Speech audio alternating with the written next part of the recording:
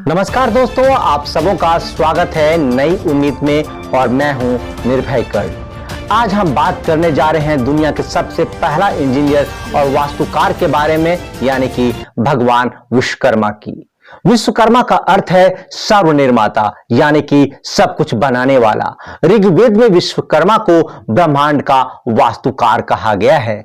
जी हां, एपिसोड को शुरू करने से पहले आप सबों से आग्रह है कि जिन्होंने अब तक नई उम्मीद चैनल को सब्सक्राइब नहीं किया है, वे चैनल को सब्सक्राइब करें और बेल आइकन को दबाना ना भूलें, ताकि हमारा वीडियो आप तक सबसे पहले पहुंचे। चलिए अब बात करते हैं भगवान विश्वकर्मा जी के बारे में। प्रत्येक वर्ष 17 सितंबर को मनाया जाने वाला विश्वकर्मा पूजा अब 16 सितंबर को भी मनाया जाने लगा है, जबकि भारत के कुछ भागों में इसे दीपावली के दूसरे दिन मनाया जाता है।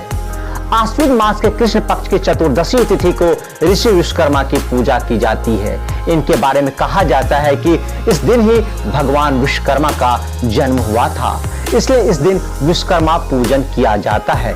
आखिर भगवान विश्वकर्मा की उत्पत्ति कैसे हुई थी, जानते हैं इस रिपोर्ट में। पौराणिक कथाओं के अनुसार सृष्टि के प्रारंभ में सर्वप्रथम नारायण अर्थात साक्षात विष्णु भगवान सागर में शेषशय्या पर प्रकट हुए। उनके नाभि कमल से चतुर्मुख ब्रह्मा दृष्टिगोचर हो रहे थे। ब्रह्मा के पुत्र धर्म तथा धर्म के पुत्र वास्तुदेव हुए।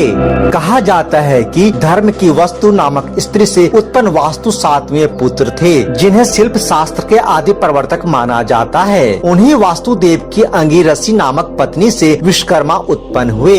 पिता की भांति विश्वकर्मा भी वास्तुकला के अद्वितीय आचार्य बने। यह मान्यता है कि भगवान विष्णु का सुदर्शन चक्र और भगवान शिव का त्रिशूल भी ऋषि विश्वकर्मा ने ही बनाया था। मान्यताओं के मुताबिक भगवान विश्वकर्मा ने ही सोने की लंका से लेकर पुष्पक विमान तक बनाया। विश्वकर्मा ने देवताओं के इस्तेमाल की सारी चीजें बनाई और इतनी खूबसूरती से बनाई कि कोई भी उस पर मोहित हो जाए। पूरी दुनिया को बनाने वाला देवता और महान शिल्पकार भगवान विश्वकर्मा जी को दुनिया का सबसे पहला इंजीनियर भी कहा जाता है। आइए अब जानते हैं भगवान विश्वकर्मा के बारे में कुछ रोचक बातें इस रिपोर्ट में। भगवान विश्वकर्मा को सुतारों, सुनार, लोहार, मिस्त्री और हर ऐसे इंसान का देवता माना जाता है जिसमें शिल्प कला का गुण होता है। माना जाता है कि उन्होंने ही चौथे उपवेद की खोज की और वो 64 यांत्रिक कला में निपुण थे। विश्वकर्मा ने ही देवताओं के सारे हथियार और उड़ने वाले रथ बनाए। पुष्पक विमान भी विश्वकर्मा का ही बनाया हुआ था। भगवान इंद्र के वज्र के साथ ही श्री कृष्ण के सुदर्शन चक्र को बनाने वाले भी विश्वकर्मा ही थे।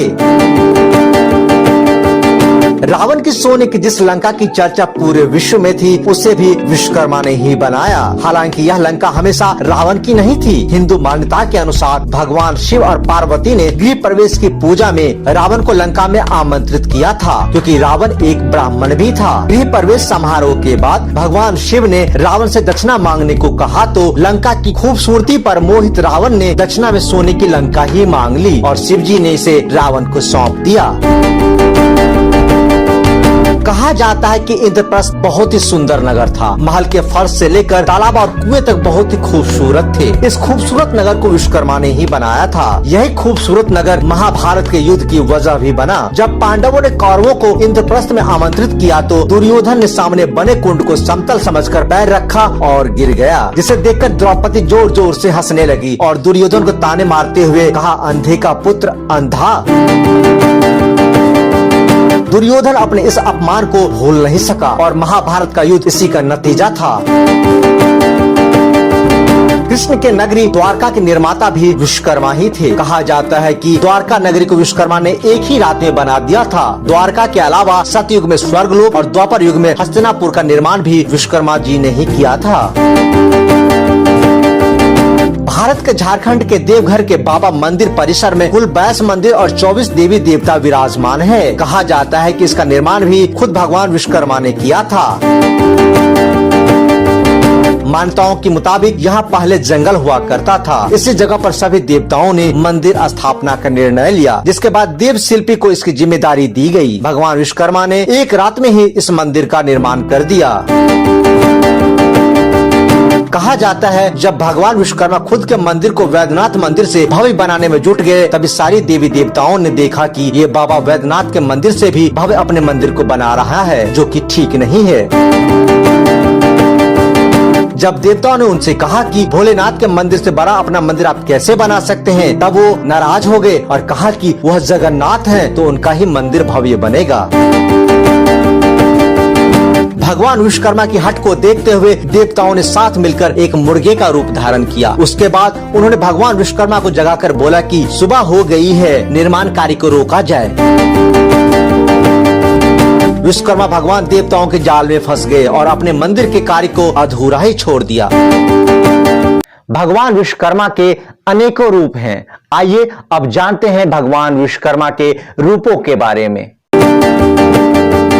भगवान विश्वकर्मा के अनेक रूप बताए जाते हैं। 2 बाहु वाले, 4 बाहु एवं 10 बाहु वाले तथा 1 मुख, 4 मुख एवं 5 मुख वाले। उनके मनु, मैं, त्वष्टा, शिल्पी एवं दैवज्ञ नामक 5 पुत्र हुए। यह भी मान्यता है कि ये पांचों वास्तुशिल्प की अलग अलग विधाओं में पारंगत थे और उन्होंने कई वस्तुओं का आविष्कार किया। इस प्रसंग में मनु को लोहे से, तो मैं को लकड़ी, त्वष्टा को कांसे एवं तांबे, शिल्पी ईंट और दैवज्ञ को सोने चांदी से जोड़ा जाता है।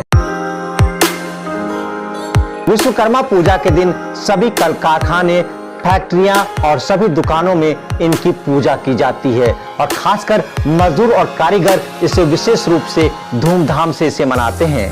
इसलिए यह आशय लगाया जाता है कि धन धान्य और सुख समृद्धि की अभिलाषा रखने वाले पुरुषों को बाबा विश्वकर्मा की पूजा करना आवश्यक और मंगलदायी है। तो यह एपिसोड आपको कैसा लगा, हमें कमेंट करके जरूर अपने विचार रखें। साथ ही हमारे इस चैनल को सब्सक्राइब कीजिए, लाइक कीजिए और अपने दोस्तों के साथ शेयर कीजिए। तो अभी के लिए बस इतना ही। निर्भय कर्ण को अब अनुमति दीजिए। नमस्कार।